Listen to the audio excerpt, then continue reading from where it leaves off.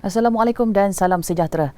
MG Flash Isnin 16 Mei. Teruskan bersama saya Zazrina Zainuddin untuk paparan berita menarik hari ini.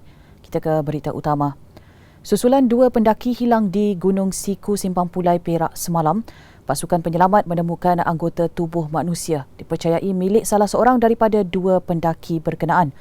Penolong Pengarah Operasi Jabatan Bomba dan Penyelamat Malaysia JBPM Perak, Muhammad Shahrizal Aris berkata, kaki bahagian kiri itu ditemui oleh pasukan khas Taktikal Operasi Penyelamat Malaysia, STORM, yang ditugaskan untuk mengesan kedua-dua mangsa kira-kira jam 5:05 petang.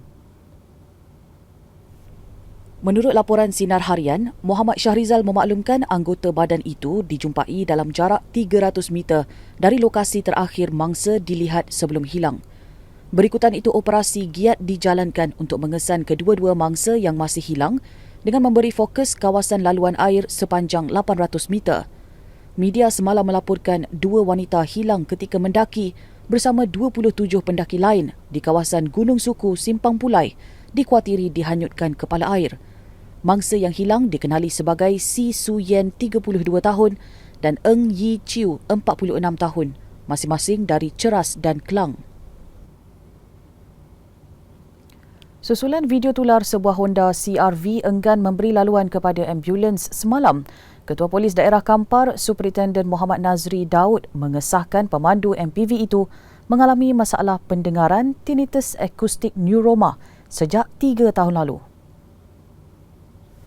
Beliau berkata siasatan mendapati lelaki berusia 62 tahun itu masih mendapatkan rawatan lanjut dari pakar di Pusat Perubatan Universiti Malaya PPUM Kuala Lumpur. Terdahulu, video berdurasi 37 saat yang dipercayai dirakam dari sudut arah ambulans berkenaan turut menarik perhatian Ketua Pengarah Kesihatan Tan Sri Dr. Nur Hisham Abdullah yang turut berkongsi paparan video itu di laman Facebooknya.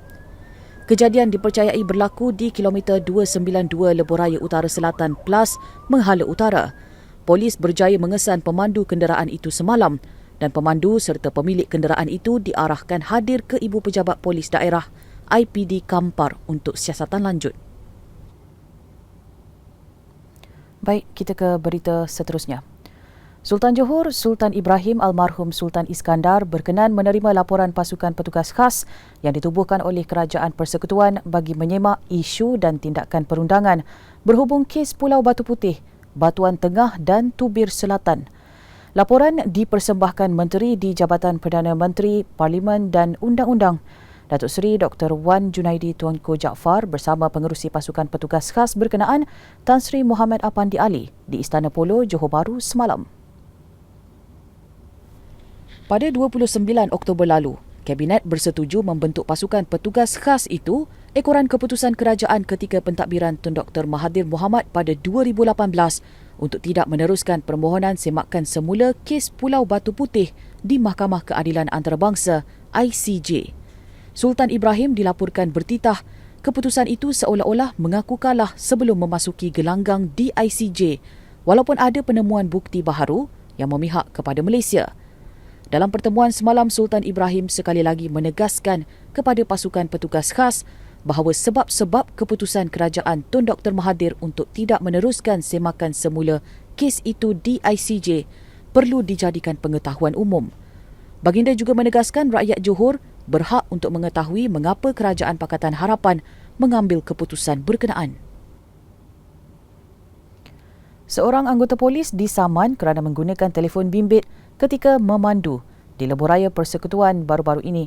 Ketua Polis Daerah Petaling Jaya, Assistant Commissioner Muhammad Fakhruddin Abdul Hamid berkata, siasatan mendapati kejadian berlaku pada jam 9 pagi ketika anggota berkenaan memandu kenderaan Proton Preve dan berlogo PDRM. Tindakan anggota berkenaan dirakam orang awam dalam video berdurasi 14 saat dan tular di media sosial memaparkan anggota polis itu menggunakan telefon pintar ketika memandu. Bagaimanapun, kejadian berkenaan tidak membabitkan kemalangan serta kecederaan kepada pengguna jalan raya yang lain.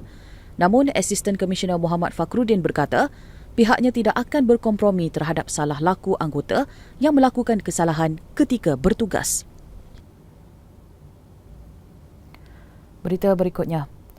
Menteri Kanan Perdagangan Antarabangsa dan Industri Datuk Seri Mohamed Azmin Ali meluangkan mangsa menziarahi kubur bekas Mursyidul Ampas Allahyarham Datuk Harundin di California, Amerika Syarikat. Perkara itu dikongsikan beliau dalam satu hantaran di Facebooknya hari ini. Menurut Datuk Seri Azmin, Allahyarham Datuk Harun adalah seorang murabbi yang banyak berbakti terhadap umat dan perkembangan Islam di Malaysia dan juga serantau. Katanya Allahyarham juga memainkan peranan besar dalam memasyarakatkan penghayatan Al-Quran. Ujarnya beliau mengenali Allahyarham secara peribadi dan pernah bekerjasama pada 2015 ketika Datuk Harun merancang untuk membangunkan Masjid Al-Um di Bangi, Selangor sebagai sebuah pusat pencerdasan umat Islam.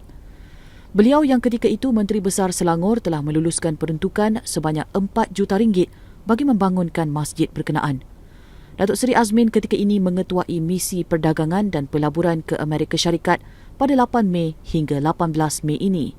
Misi berkenaan merangkumi lawatan ke fasiliti dan mesyuarat perniagaan bersama syarikat terkemuka Amerika Syarikat dan pelabur berpotensi dalam sektor bernilai tinggi.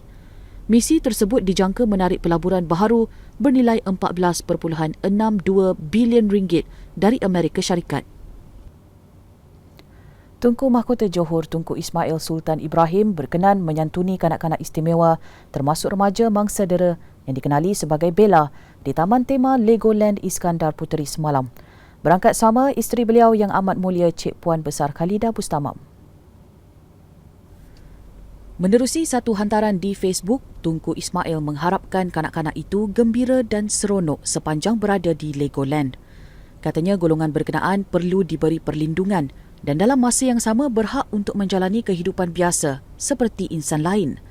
Kes Bella meraih perhatian masyarakat sejak tular menerusi media sosial tahun lalu apabila seorang wanita mendakwa remaja itu disimbah dengan air panas dan diikat ketika berada di bawah jagaan sebuah rumah kebajikan pertubuhan bukan kerajaan.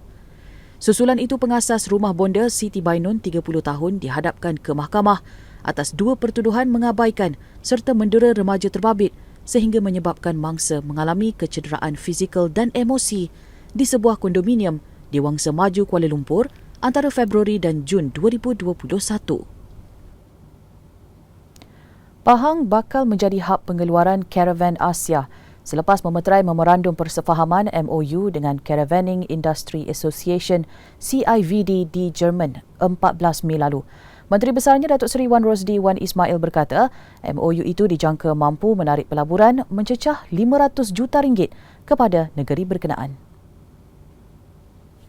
Beliau berkata persefahaman itu merangkumi pelaksanaan pembinaan taman, pusat pemasangan, ekosistem pembuatan serta pusat bekalan karavan untuk pasaran Asia Pasifik dan Australia. Tambahnya projek itu dijangka mula dilaksanakan pada penghujung tahun ini. Pahang juga katanya berkeyakinan penuh mampu dijadikan hub pengeluaran karavan terkemuka di rantau ini.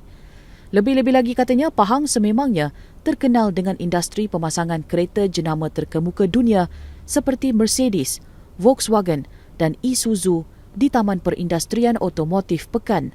Beliau juga berharap MOU berkenaan dapat direalisasikan bagi membangunkan industri baru di Pahang serta meningkatkan pelaburan asing ke negeri itu. Baik, dengan itu sekian dahulu MG Flash buat masa ini. Teruskan bersama kami untuk mengikuti perkembangan terkini dari semasa ke semasa di semua platform media sosial Malaysia Gazette di Facebook, Twitter, Instagram dan YouTube atau melalui portal kami di www.malaysiagazette.com. Kami juga ingin mengucapkan Selamat Hari Guru kepada semua warga pendidik. Tetaplah menjadi pelita untuk anak bangsa dan memperkasa keilmuan serta profesionalisme bagi membina generasi baharu negara yang dapat memenuhi matlamat falsafah pendidikan kebangsaan. Assalamualaikum dan salam hormat.